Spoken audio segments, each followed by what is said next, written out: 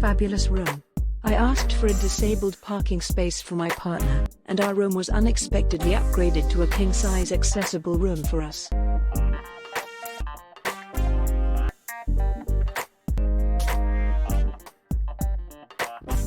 The one, fairly major, drawback for this visit was the sofa bed provided. We had booked a family /room, and the extra bed was a sofa bed, which is absolutely fine. Everything.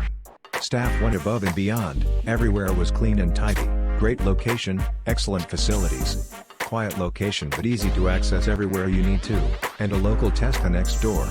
Great bar/restaurant and varied room service. The room service was poor.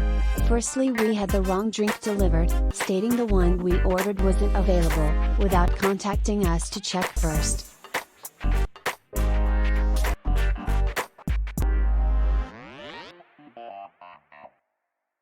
The breakfast was very reasonably priced when paid for in advance. The selection of food, all day, was small but the quality was quite good, and very good value for London.